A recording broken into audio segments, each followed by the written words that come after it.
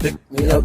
I sure been race late for a while. I've been itching to go live at no magpie stuff.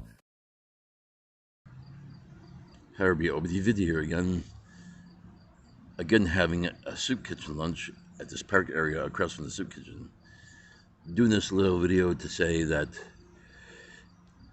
the thing of trying to go and get living the nomadic lifestyle didn't end up working out, because when I got the Chetek, then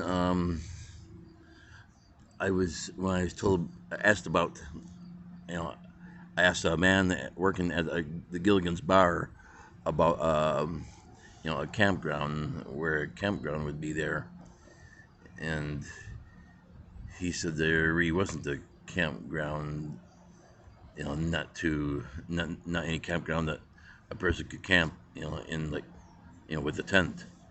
He said they just had cabins. And when I looked it up on a website, I found that they're all, quite expensive too. Like, one night costs $109, and then I forgot what the prices of the other two were, for longer stays, but I'm sure they were a lot higher. The price was a lot higher, but for sure, for just one night, it was $109. And I thought, oh, I don't have that could be all the money I have. And so then I guess I had to ride my bike back here to Rice Lake. And I was feeling quite a bit disappointed. I thought if I could have only found a place to camp, even if I would have had to pay maybe even anything like $20, or maybe a bit enough less than $20, I thought that would have been okay. But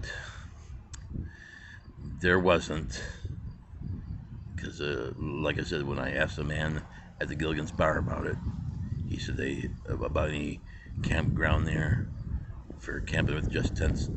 He said that they didn't have that; they just had cabins. Well, I guess I just need to have researched more about free campgrounds, where free campgrounds are, and also where all BLM lands are. But I did the search that start searching that more on the internet, and I found something called a website called freecampsites.net, and then I found in a YouTube video, this one young woman was talking about a good few different apps for finding free campsites, and one that she mentioned called the Dirt.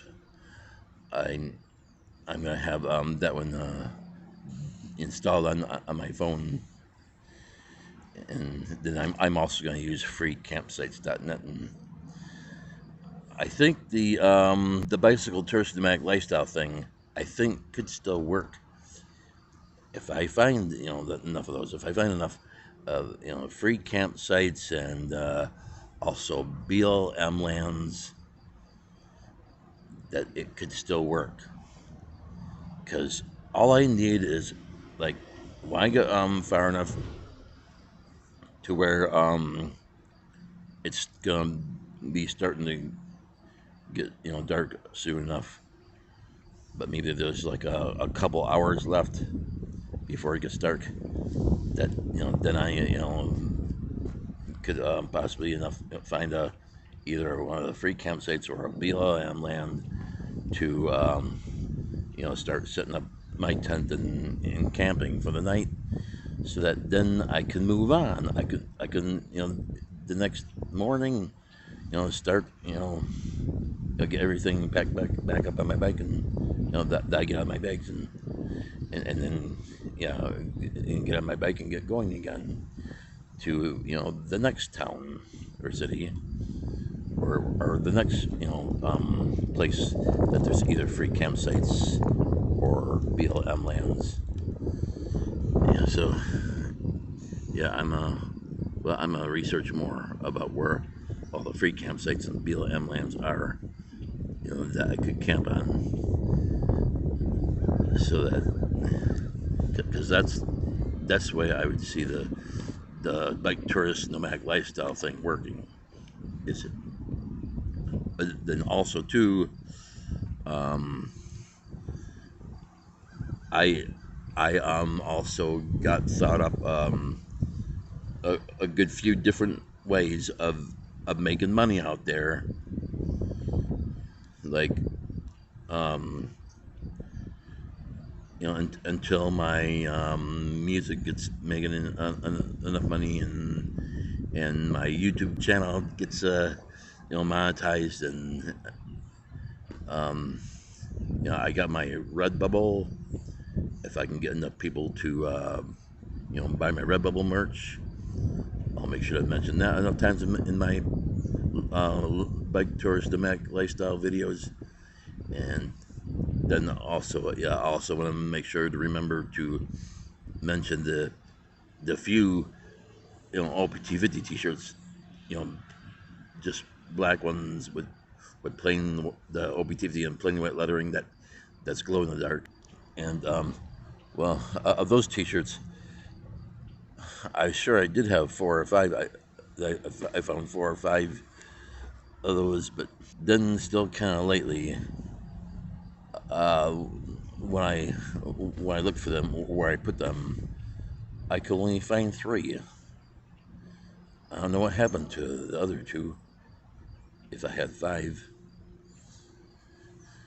so but at least the three that I have in one of my bags, budget cord to the side of my bike rack, I'll still be talking about having them two or them three. I mean, in that bag, that's budget cord to the side of my bag rack. The the left side one, I'm sure. And oh yeah, I was also trying to remember about temp jobs. Yeah, I made sure that before I started going to doing the bike tourist nomadic lifestyle thing, that I had things set with the people ready place, so that also any towns or cities that I come to that have the people ready, temp job agency, that I might be able to get a temp job, if I don't have my Rebel merch selling, or don't have anyone buying even the three, you know, OPT 50 t-shirts with the plain white OPT 50 letters. Um, then I can, possibly enough have a get a temp job in whatever nearest town or city there is that I come to.